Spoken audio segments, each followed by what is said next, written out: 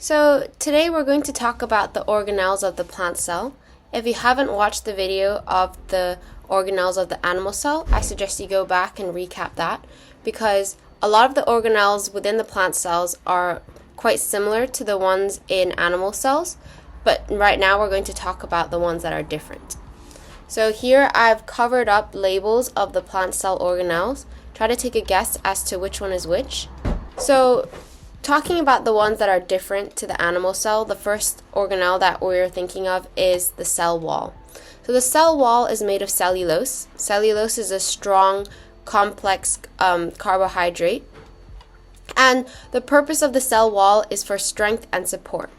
One top tip is that the cell wall is usually outside of the cell membrane, and we can see it's green in photos. So it's this thick green layer that's surrounding the plant cell. And also, the shape of the plant cell is quite different to the shape of the animal cell. So normally animal cells are drawn quite circular, whereas we can see here the plant cell is drawn in a more rectangular shape. The next organelle we're going to be talking about is the chloroplast. So the chloroplast contain this green pigment called chlorophyll, and chlorophyll is responsible for photosynthesis. So what is photosynthesis? Photosynthesis is the process whereby plants are able to produce their own food. So they use sunlight, absorb sunlight, and they produce glucose. So just like how we need to eat our food in order to obtain glucose, plants need to do the same thing, but because they don't have mouths, they're not able to eat just like us animals. They need to produce their own. So like we said, photosynthesis requires light. So where in the plant would chloroplast not be found?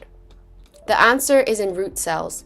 Root cells are normally underground, so they won't be able to obtain sunlight. So therefore, they would be useless in root cells. One top tip is that they're dark green in diagrams, just like this one.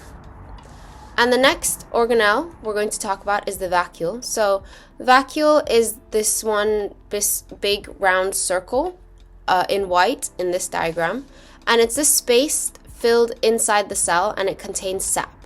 So its job is to keep the cell rigid and to maintain the shape of the cell. So it's important to maintain the shape of the cell so that the chloroplasts are able to stay upright and absorb sunlight.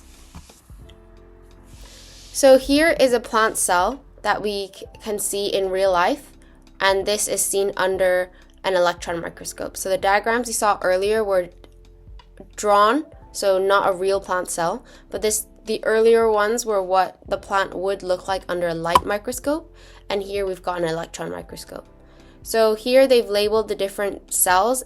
We can see that it does look quite different to the cell that we saw earlier, but a lot of the organelles we're able to spot. So there might be a term here that we've not come across before, the nucleolus. This is just something that's inside the nucleus, and this is more advanced than what you would need to know in GCSE, so don't worry about it. So let's talk about what are the similarities and what are the differences of animals and plant cells. We've already kind of hinted at the answer to this question, and we can see here that it's reflective of their roles. So remember, we said that plant cells carry out photosynthesis and animal cells are not able to. So that's why plant cells have chloroplasts. And other organelles that we don't see in animal cells are cell wall, which is the outside of the cell, and this keeps the cell shape, and the vacuole, which we don't see in animal cells. The other things that we've written here, so the nucleus, the cytoplasm, the cell membrane, and the mitochondria are found in both animal cells and plant cells.